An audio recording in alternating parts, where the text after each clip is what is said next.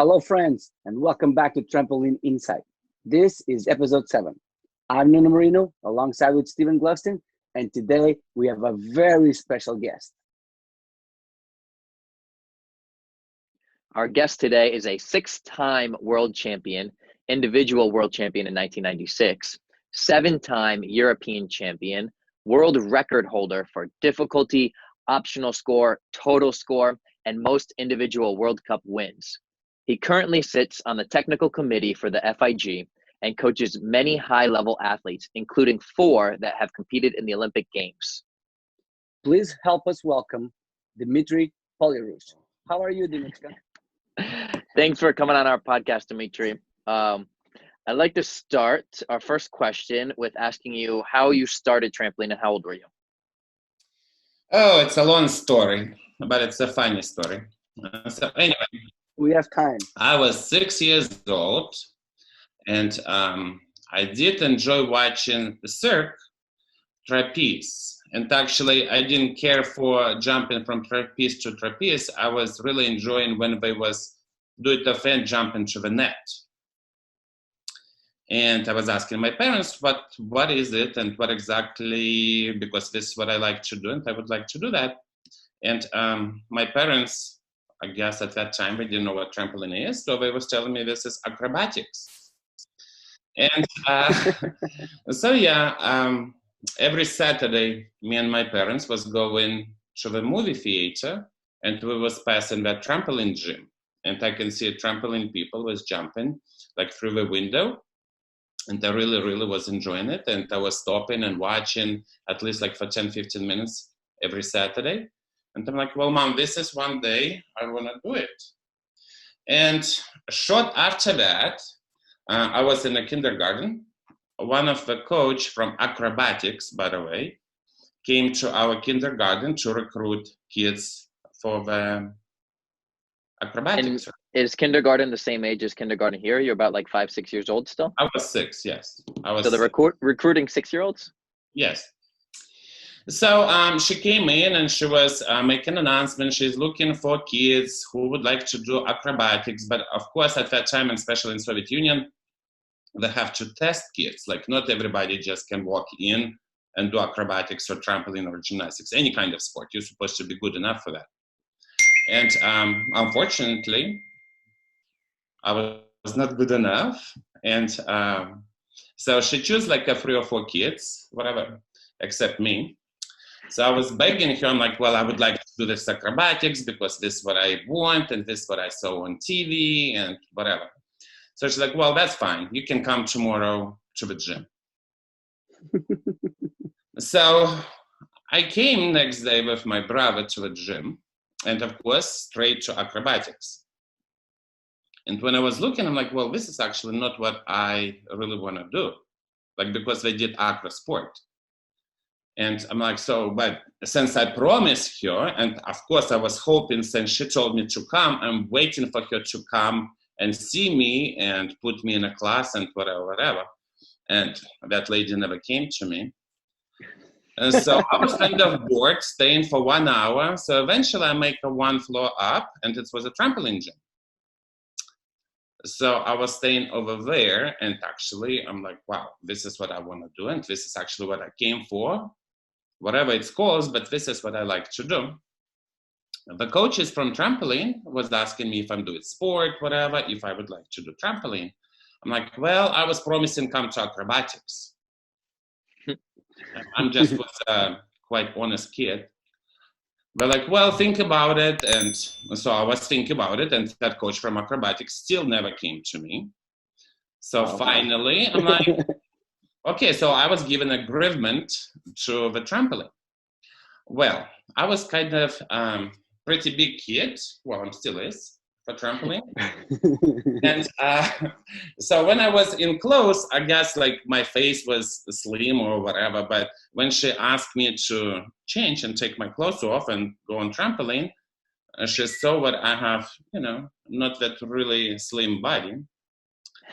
She's like, well, you know what? I'm thinking about it, like next floor we have a wrestling gym. No. Over there. Yes, and I tell her, well, absolutely not. This is what I want to do. And she's like, oh, fine. So I guess she put him in she put me in her class, and after that, she switched me to the actually it's wife of Nikolai Zhuravlev. So the first lady, her name is Lyudmila. She switched me to the class of Tatiana because she really didn't want to have me. So this is how I ended up in a trampoline. But the funniest thing, what I was saying about acrosport coach, the first trampoline coach, the second, they all remember that story for some reason. And that was in 1977, and they all remember that. So yeah, this is how it happened on trampoline, yeah. I bet you they probably... I can see now after all these years and knowing what you became, right, that everyone is going to remember that story. Oh yeah, they all remember, like even that acrosport, I mean, and she became actually a pretty good coach in acrosport. She produced several Master of Sports and and winners of some like Russian competitions. But yeah, so this it's kind of like who's the producer that turned away the Beatles, you know? the coaches probably kicking themselves in the butt. That's funny. So did you ever get to do trapeze, or you've never done it? No. Because I really was scared about net, like when we was flipping to net, and this is what I want to be. And so it's just my mom was saying in her own way. She was saying it's acrobatics, and that was in my head. Acrobatics, and this is okay. This is what we're going for, acrobatics. Gotcha. All right. So fast forward. All right. You have all these accomplishments: world championship titles, World Cup titles, European championship titles. So many credentials. Out of all of them, which one stands out the most, or which one are you most proud of? Do you have one that you're most proud of? Well, it depends what you look. So it's my first like a big accomplishment, and I think that's what's changing my life as a trampolinist. It was in 1986. It was Soviet Union National Championships. Actually, it was a Soviet Union Olympiad. Well, it's called Spartakiada of like a republic of 15 republics. And that was a qualifier to World Championships. And so after final routine, the difficulty judges make a mistake on 0-2 difficulty, and I was end up 4th. But the protest was coming up and whatever. So basically we fixed that mistake, and I end up 3rd with 0-1 higher than Igor Gelimbatovsky. And so I finished 3rd, and that was changing my life. This is how I was making senior national team of Soviet Union, and I was able to compete at World Championships in Bercy in 1986. So that was, I will say that's not the biggest accomplishment, but that was the biggest challenge, I guess, in the trampoline life. And of course, like with that bronze medal, I remember I was so proud and I was so happy. I was holding that bronze medal, like I'm swear it was sleeping with it underneath your pillow. Well, pretty much, yes. And then, but like if talking about best performance, I will say probably it was in 2000 at World Cup in Great Britain. I did a very good routine, and especially at that time, it was really, really nice, good routine with high score, and it's ended up like a world record with score and total score. So as a performance-wise, that was probably the best routine I ever done at the competitions. So yeah, I would say these 2 competitions was I was happy with. I think I've seen the video of that World Cup. I think someone had it with the timestamp at the bottom, and they were timing how high it was. If it's the same video that I'm thinking of, I could be wrong. So how many World Championships did you do? Yeah, I just was counting 8. I did miss couple. So I started in 1986. I was 16 years old. At that time, you can compete at 16. And so that was my first World Championships. I skipped one in 92 because that was when Soviet Union broke up, and, you know, that kind of like, so New Zealand World Championships 92, I didn't compete. And also I was not competing in 1998 in Australia. I didn't compete. I was on break. He was on retirement. Yes, I was. Well, I was not officially retired, but I was, 2 years on break. So total was 8 world championships. Of course, at that time we have only 2 world championships through the quad. Mm-hmm. So I mean, yeah. And my last one in 2003. So on those world championships, you have won first place in 1996. Yes. And individual? how many individual? Yes. How many 96. And second place you have 4? No, second place I have in 1988, 1990, 1994. So 3. Three second places. How many second places does Andrea Holmes have? 4. Oh, any bronze? No. Well, I do like in synchronized and whatever, but right. Like individual, we're talking about individual now. So after the 1996 World Championships that you won individually, I remember seeing the video, and if I remember correctly, you had left the field of play afterwards, and someone came to the video to tell you to that you won. Is that true? Can you tell us that story? What happened in 96 after your routine? Well, I was on second place going to final. And when I did my routine in final, I mean, I can't say it was not good routine or good routine. I mean, it was pretty decent routine, but I feel like it still was not enough to win. So basically, if you brought Andrea Holmes, I'm like, I guess I end up 4-time silver medalist. And so, and basically I walked to the changing room. I didn't even watch the person who was going first to final. So I didn't even watch him. I just left. And I was in the changing room, and he's Bill Cup actually at that time. And of course, all athletes like from Belarus team and like some Russians, they ran to the changing room to congratulate me. Yeah. So this is what was happening. I didn't even want to watch the last person. I was not very happy with, again, like the performance was not bad. I guess I was not happy with the situation, what was going on, and I just left. I went to the changing room. And then how did it feel when they told you that you won? Were you excited, or were you still? Like, it's kind of, I can't, like, you know, like when people ask you, like, when you became world champion, what do you feel? I guess it depends what time and what age and what. And so it's, at that time, I'm not saying like I was so excited. Like it was. You were still feeling. Actually, I think I was saying, oh, finally. So this is this is what it's basically what after all these years, because I can even remember when in 1988 I was 17 years old, and I lost 0-1 to first place. Wow. And I was first after preliminaries, and I lost in final. I'm like, oh well, you know, like, because I will have 5 of them, and for sure I will win next one. And it didn't happen.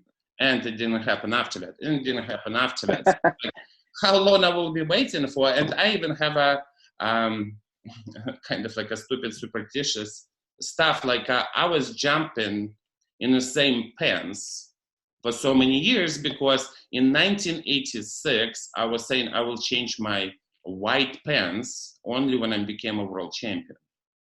Of course, I didn't realize I have to wait for 10 years. And that's so exactly. Maybe it was the opposite. Maybe the pants were what was making you second place.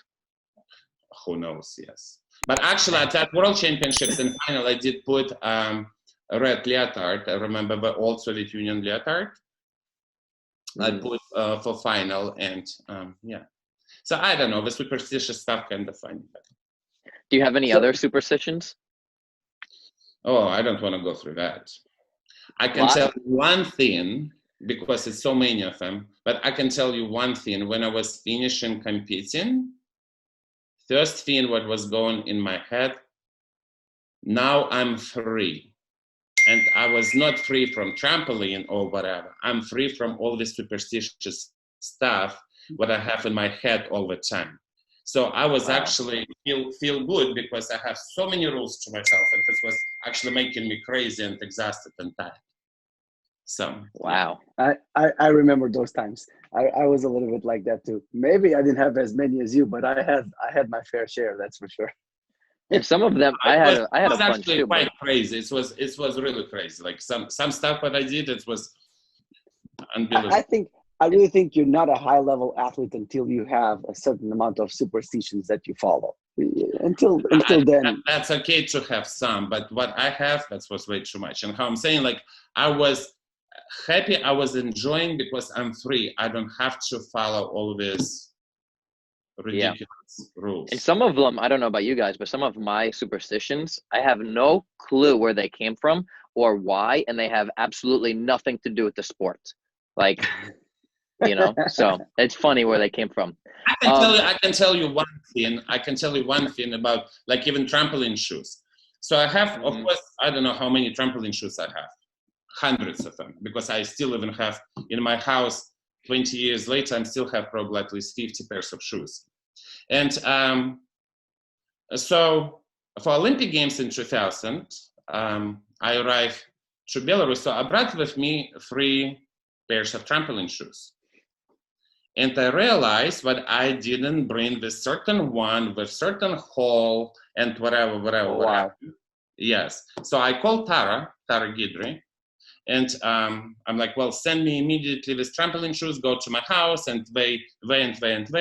So her Federal Express actually was cost like $120 or $130 to send me. You could probably buy 5 new pairs of shoes. Yes, exactly. So, but I need to have these trampoline shoes. And she's like, well, you're absolutely ridiculous. Like, do you really need these shoes? I'm like, yes, absolutely. And you have to send me these shoes. And I'm not even talking about time. What she have to go send it. After that, I'm supposed to chase around Minsk, found it at Federal Express office where I can pick up these trampoline shoes. But yeah, so this is just one of them, kind of like weird. So let's shift the conversation a little bit. And while you were growing up on the sport, and you already told the story how you started, did you have any idols when you started jumping on the trampoline? When you went to that trampoline gym for the first time, did you see anyone that you were like, wow, I want to be like that person? Or you were always a little bit different, that you were always yourself and you wanted to be something different? Actually, like idols, I never have idols. Like I never was putting somebody in the top. I mean, of course, like I can say who is my favorite. Like Moskalenko, for example, like I was so happy and proud to compete against him because he was a wonderful athlete. He was a great performer. Actually, that guy, probably the only one in the whole entire world who I know who can go on trampoline during competitions and perform his best. Much more better when he was practicing and whatever. So I always was amazed by him. Another one I will say who I was in shock is Stuart Matthews.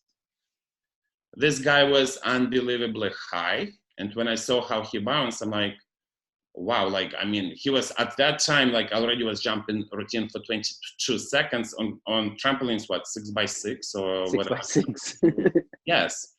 So I was amazed.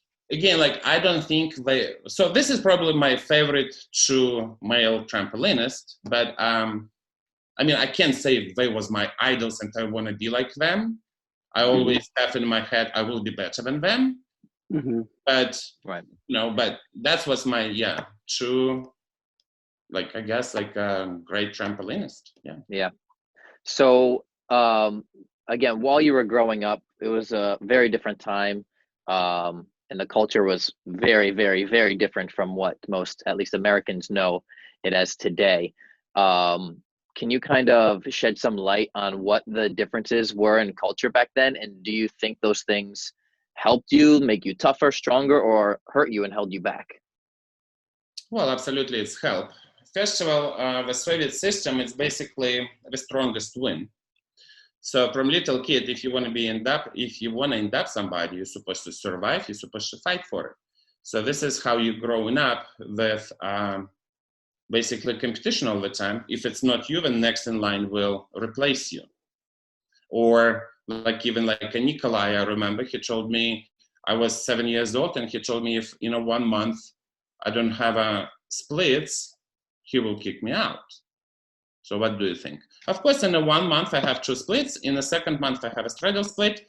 I mean, I did pretty much whatever he was saying, because if you want to survive, if you want to stay in a sport, you have to do, or you will be quit or you will be kicked out. So definitely from little kid, it was developed discipline. It was developed love to work, I guess, like you have to work if you want to achieve something.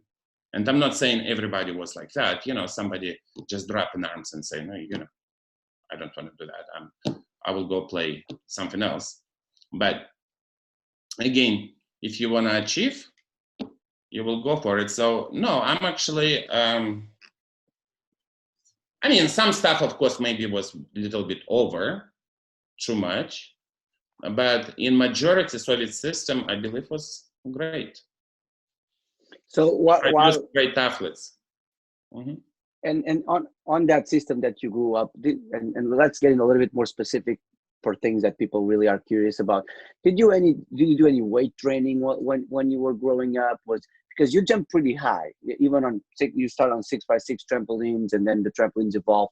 Was there a specific training towards strength, or was that not a natural ability that you had? Well, I'm sure it was natural too. At least you have to have something, but that was developed. Like Nikolai, for example. We did a lot of specific exercises.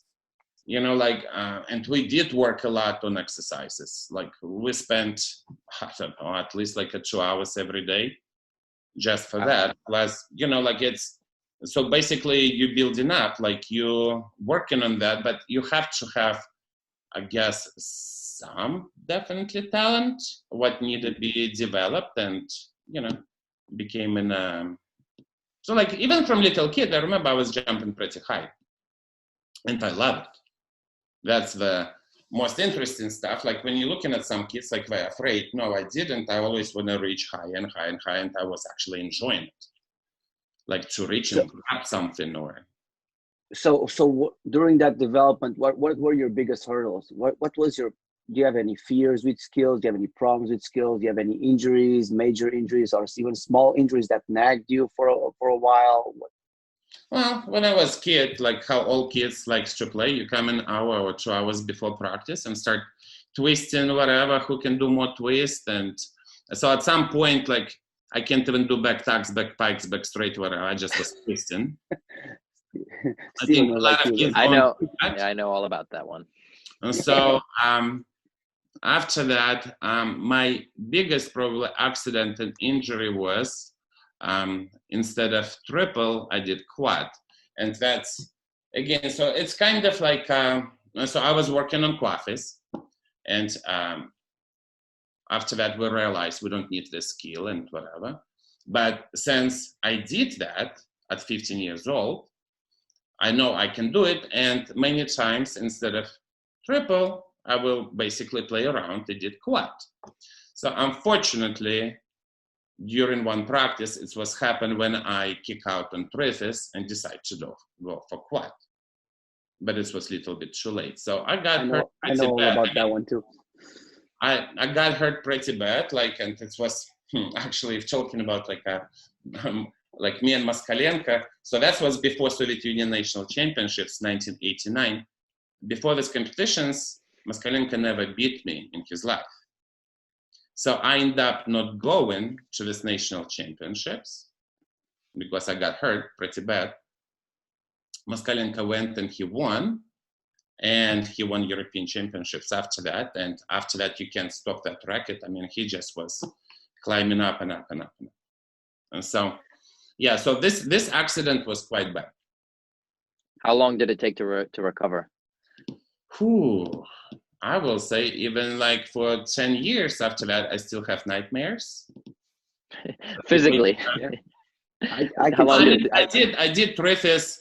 It's not like I lost triffis. No, I didn't lose triffis. I just decided to go for quad. But yes, I was afraid it's just like it was a shocking pain, whatever, like when you fell. Mm-hmm. And I still remember even that, like what, it was 1989, 30 years ago. Mm-hmm. So I know your routines, even your world record difficulty routines, all started with pretty much one triple and then full Rudy third skill. Was that one of the reasons why you didn't put in 2 or 3 triples for the most part, or it's completely something separate? No. Of course I did 5 triples in my routines, whatever. I just never competed. I would have loved to see that. Within years, no, I did actually my probably highest routine. I remember in 1987, I was preparing for European Championships, triff, Rudy out, half to half, triff, full double, full triff, half Rudy, something like that. I don't remember. It was pretty high, like even with all difficulties, it was like 14-2. So like Gilin Batowski, for example, was 14-1 with his 5 triples. That routine was 14-2, but I never was able to compete. It's just basically, my coach was very good about the rules. So I never was struggling with difficulty. My difficulty always was in the top. Right. So why need to take a risk and why? And I was not like, especially on half triff outs, I was not very good because of my body. Like I was big, so I was quite slow on that. Like with forward triples, I was quite good. I was fine, but with backward, I was struggling.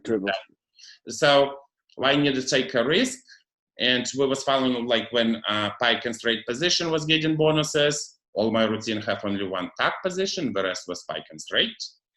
When it was twisting bonuses, then all my routine was twisting routines. So it's basically you have to adjust the rules what is at that point. Absolutely. So, yeah. So even before the rules had time of flight in it, right? We kind of alluded that you were a very high bouncer. Is this something that your coach specifically pushed you for? I know you said you enjoyed it, but did you time your routines, and how high were they? And was that something that you focused on a lot, or it's just happened? Well, I don't know exactly like what is. Well, I remember one time 21.97. That I remember. So the rest was that on 6x6 or 6x4? It was 6x6. Wow. 21.97. Or maybe that would be like no, like it was like a 1989. Yeah, 6x6 because 6x4 came up in 94. So that would be well over 23 seconds on a 4x4. Well over 23 seconds. Right now, probably. I mean, I don't know, but it depends. So I really like. I mean, we did time, but again, it wasn't. It wasn't something that Nikolai pushed for you. Nikolai always was. He always was making me basically compete. Like he always was making me reach for something. Like he always was putting up some goals. Like you have to do this, you have to do that. And sometimes he did that with games. So I will be enjoying that. And so speaking of kind of games, we kind of in the last episode we were talking about how nowadays the athletes are very strategic and professional in their careers and on working routines and then the next routines. And at least we remember when we were younger trying to do big, crazy skills that probably would never go in our routine, right? Did you ever do that, or it was only skills that you were planning to put in the routine? No. Of course, like it depends of age, of course. Like when I was young, of course, I did full. I did, full pike Rudy, like all this kind of stuff I did, bites of classes.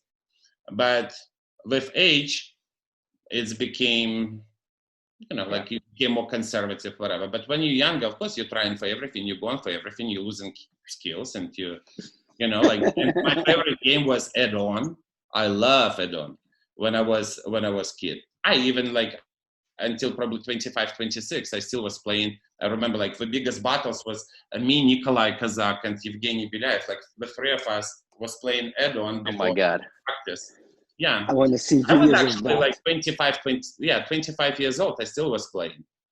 I really want to see Nikolai Kazak and Belyaev doing add-on. No, it was really, really cool. And for skills, what we did, I mean, it was interesting, like very unusual, what you don't do in the routines, but you don't, like, for example, would you do like 10 double fronts in front, just double front, like 10 of them. And we will have competitions like who will do more, like, and you add in more and more and more, stuff like that. Ganchino Or, for does. example, quad twist without somersault, and after that, for example, double front, or continue playing, stuff like that. Ganchino does something like that. He warms up with double back tuck, double front tuck, double back tuck, double front tuck, like so many in a row. So last episode, we talked about multiple events. Did you compete in double mini? Obviously, you competed in synchro. You had many accolades. But did you ever do double mini? Did you ever do tumbling as well?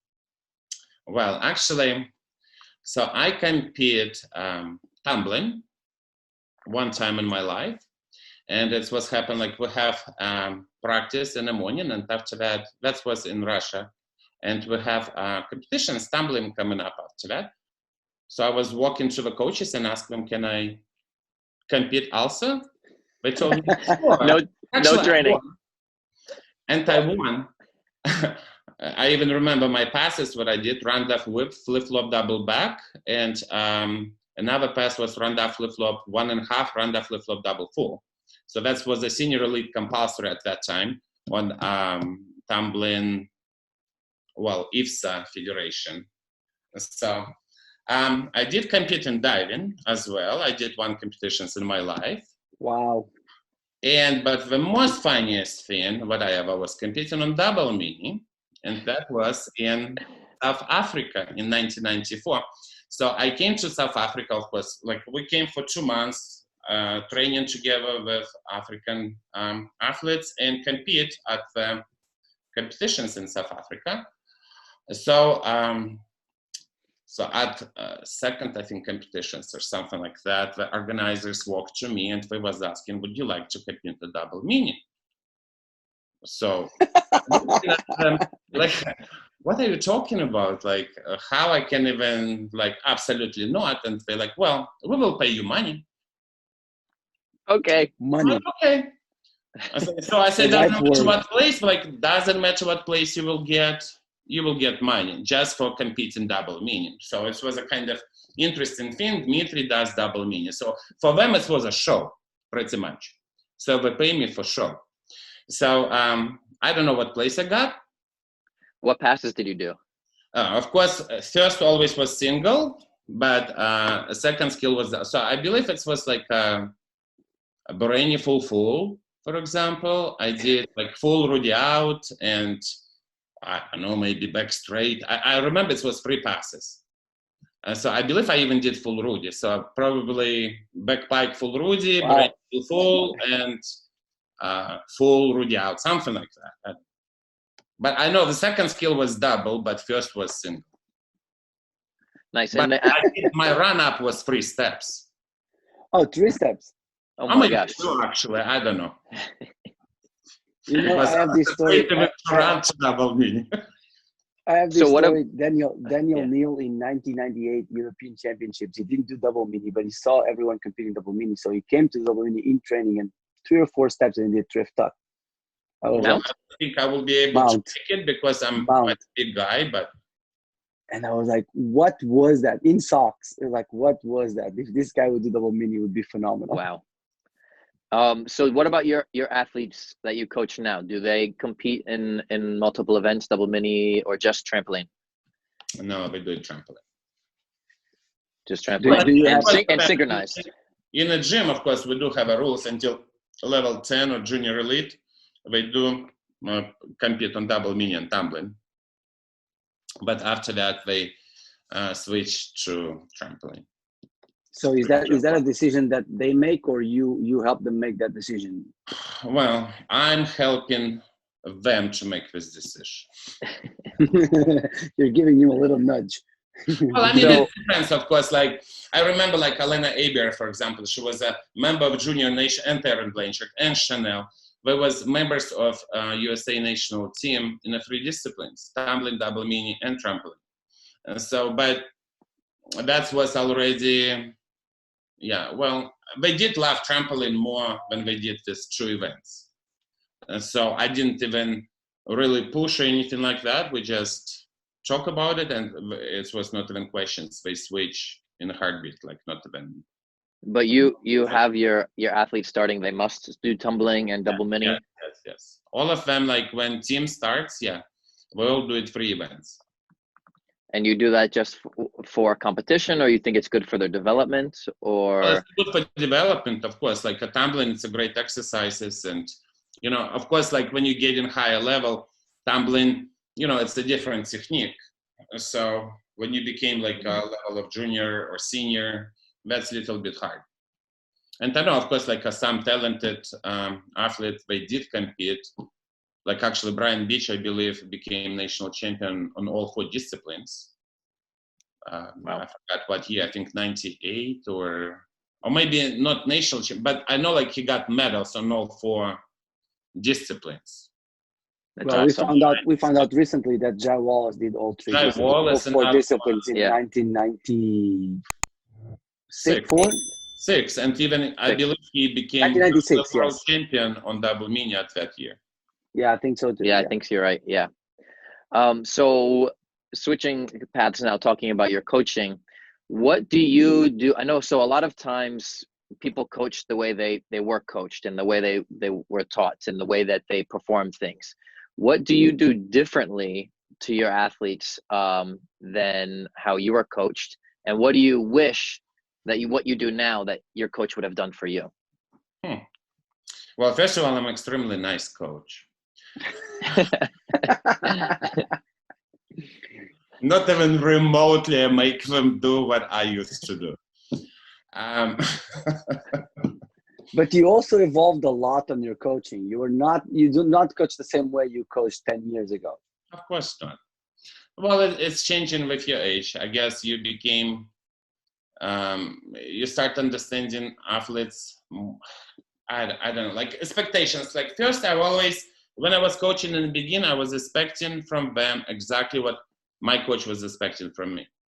So, and of course, like it was basically like a push-ins, very strict, like you have to do this and a lot and whatever. With age, you became, well, you have more experience, you know, like you start basically found it way with different athletes. It's a different way. Somebody need a critic, somebody need compliments. Like it's always like, I still never forget, like Chanel will never do a back tuck for you until you will be telling her how beautiful she is. So,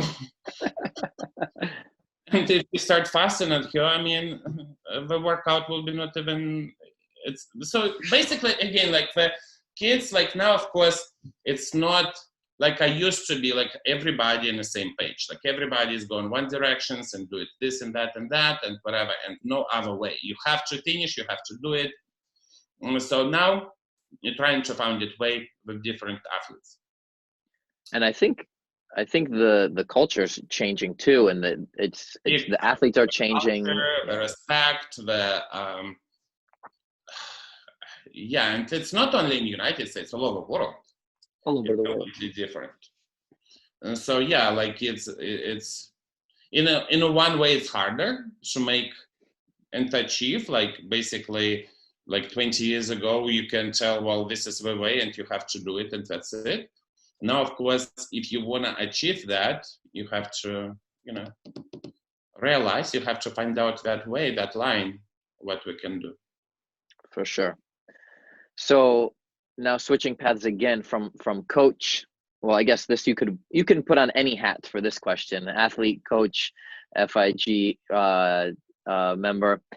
What's your opinion on the new code of points that will now start in 2022? I love it. Yeah? I love it. Like it's some challenge. It's some interesting. Our problem is like, especially not just with trampoline, with gymnastics sport period, like the competitions is not spectacular.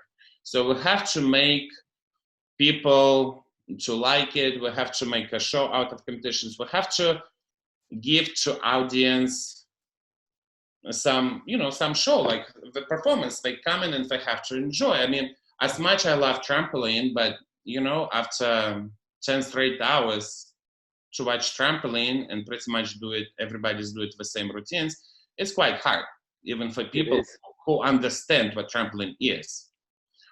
I can't even imagine this poor audience sitting in a stance and watching for 10 hours straight.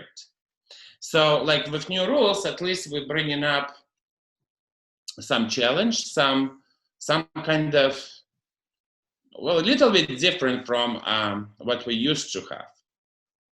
I mean, routines, of course, will be not changing, but format of the competitions will be changing. So I think it will give a little bit more attention and more interest. I really think it's going to allow the audience to connect faster to our sport. Okay, they may not understand how the execution is done, how the difficulty is done, but they will understand that they do two routines, the best one counts, and that one against the other ones, it's the one that prevails and the one that wins. I think that will make it easier for them to understand.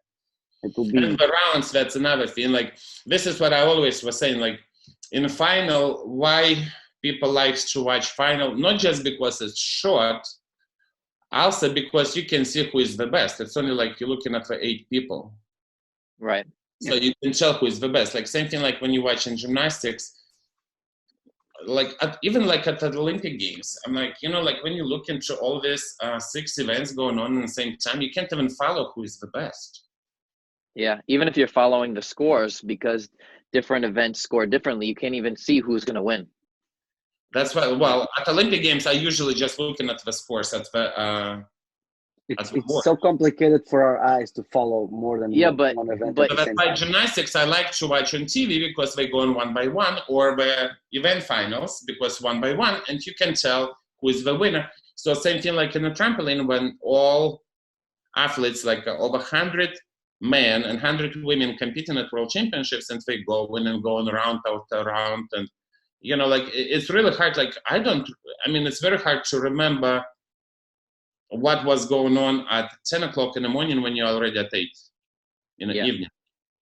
So when it comes to the rounds, at least like 24 and 8, whatever, like we have some chance to understand who is the best, who is not. And so, sorry, you go, Steven.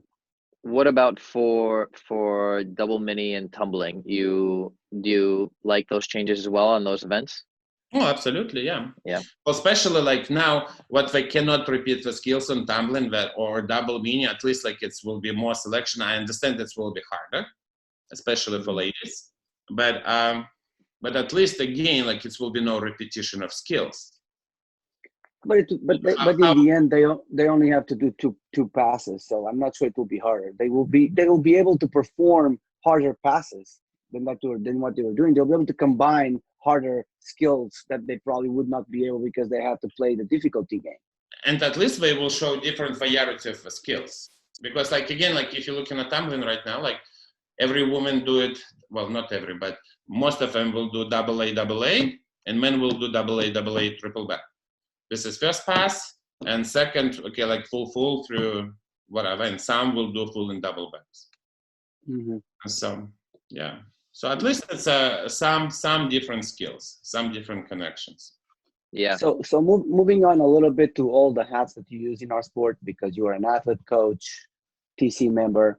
So, and you've been at the Olympic Games with all those functions already. You've been an athlete at the Olympic Games, a coach at the Olympic Games, and you have been a TC member at the Olympic Games. Was there one of them that was your favorite, or all of them have really? A little different. Really, I mean, as an athlete, yeah, they're all absolutely different. But as an athlete, it depends. Like, of course, like when you're athlete, when you have all this attention, it's all this whatever. So it is fun. Like it's more fun than TC member, for example, or coach.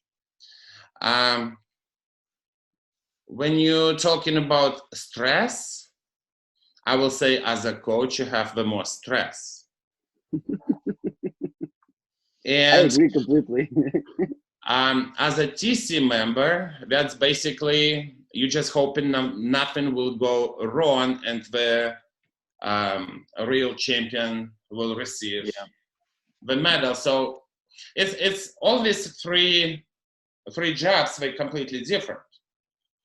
So, but which one do you enjoy the most? And I know it's a little bit hard. I know it's hard because athlete was a while ago, coach was maybe in the middle, and now you're a TC member. You go to the Olympic Games as a TC member, so it's probably hard to even put everything together. I will say athlete. Athlete was the one. Was my favorite, yes. But if I want to do that again, no. You are happy. You are happy with your career, and you are happy with the position that you have now. But athlete, yes, like that Olympic Games. This is what actually for athletes. This is who is enjoy it. This is what it's because that's why we have Olympic Games. So, and athletes do get what they're supposed to have at the Olympic Games. And so, yes, and I did enjoy as an athlete the most, yes. So can you walk us through a lot of people that kind of don't know what goes on at the TC meetings? Can you walk us through what a meeting is like? What are the goals? What is the conversation like? You really want to know? Without exposing any secrets, of course. Yes, yeah. No, well, the TC meeting is basically, of course, like our job is create new code of points, evaluate the judges, also the rules of competition. So this is what pretty much TC meetings is all about. Like you're just working on the new rules or proposing different stuff. Definitely, of course, talking about safety and talking about equipment. So yeah, I mean, it's pretty set, like what the questions is all about. Like it's pretty much everything is about trampoline, about future trampoline, and some problems what we have as of right now. So are there a lot of proposals? Are there a lot of proposals for like new stuff, or is it all pretty much like solving problems? No, most stuff, of course, it's a new stuff. Of course, some complaints. Mm-hmm. There's always complaints everywhere. There's going to be complaints everywhere, anywhere, and whatever you're doing. Yeah. Well, so you touched a point there that I thought was very, very, very interesting, which might be a topic for a future podcast. But so, do you see the equipment on all three disciplines moving into a different future, moving to an evolution in the future? I think tumbling can be. Tumbling can change. Trampoline. It's I mean, it's been changing. It's already like athletes is high. I don't know, like again, like some people proposing like to make bigger trampolines, the size of trampolines. I don't know. Do you agree with that? Huh? Do you agree with that? Do you think that would be beneficial for our athletes? My problem is right now, like they are high with new trampoline beds with springs, and I mean they are jumping very high. So, but do you feel maybe it is time to make bigger equipment? I don't know, because it will be more safe. That was my question. Do you feel it would be safer if it was a little bit wider? Probably a bigger size period, like a wider and longer. Yeah, but again, I know there's a lot of constraints in that, changing the equipment all over the world. This is purely just your personal opinion of what you would think that would be changes for the future, if you even see a need in changes in the future. I do agree that for the tumbling, I see tumbling possibly changing, because putting a tumbling track on a facility, it's so long, it usually causes a big constraints on how to choose a facility and where to do the competition. The trampolines, I don't know. I guess I would have to agree with Rosie on this one. It really depends how they bounce. You have to make experiments to see how much safer actually it would be, because I feel the athletes adapt to what they have. So if the trampolines were wider, they would start using that space as well eventually. I don't know. Yeah, trampoline, like I'm saying, that's a little bit, because athletes is jumping high. So the higher you go, the harder you fall. Yeah.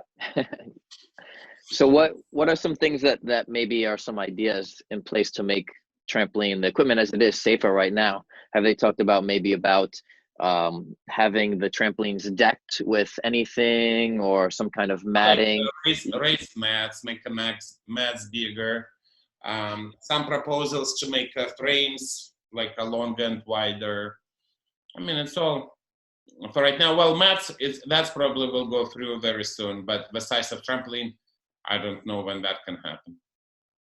So where do you see the evolution of the sport? Let's say the trampoline's still the same. It's 4x4. The new code of points come in. What do we get to see next? What are we going to see? Are we going to see more triples? Are we going to see quads? Are we going to see more falls? What are you expecting? Well, the difficulty is growing. For right now, like our ladies, for some reason, staying in the same spot. Like if I'm talking about trampoline, the men is developed quite well. And it's getting better and better and better. Pretty much every world championships is getting better. With tumbling, I'm saying like if new equipment will come up, maybe like air track or whatever it is, so that will help develop tumbling with difficulty and and technique, whatever. Like that will help develop tumbling. Double mini. I think the sizes of double mini need to be changed too. Wider or higher? Would it make it wider? Exactly. I would say wider. Wider. But if you go wider, do they have an issue right now? I know if you hit the wrong angle, you can bottom. I guess you'd have to make it taller as well, right? Block it up. Yes. Mm-hmm. Yeah. We hit in bottom, like in the middle, yeah. And which reminds me, someone told me that when you jumped, that you had to block up the trampolines because you would bottom. Is it true? It depends on which trampolines, yes. Like Trampoline, for example, like Gymnova, whatever. The French brand, yep. Yeah, because they was very soft. So yes, I did touch. And many competitions, pretty much, I was going through a skill from the floor. Eurotramp, I was not able, only if it's old Eurotramp, whatever, then yes, I will touch, but normally I didn't. Did you ever jump on a 4x4 Eurotramp? You did not, right? It was after you finished. That was already 2010, I think. 2010, yes, I think so. Was 4x4. I was just curious. No, never jumped on 4x4. No. I remember when 6x4 came up, it was in Frankfurt at World Cup. Actually, I think it was 93 or 94. I remember that. It was, and for us, it was like so powerful, we didn't know what to do. And like it was so many crashes at that World Cup. Mm-hmm. We were discussing the same thing. 2010. Yeah, we were discussing the same thing when the 4x4s first came out. If how many athletes adapted and not. How did you have a 4x6 at training, and how many trampolines did you have when you were training? Yes, we did have. Well, of course, when 6x4 was first, of course, it was 6x6.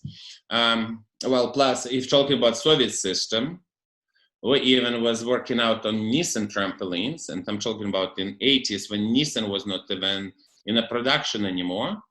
But a Soviet system was pretty much creating the harder conditioning. So I can tell you one thing: when I was going compete at World Championships or European Championships, this was like the easiest stuff you can even imagine.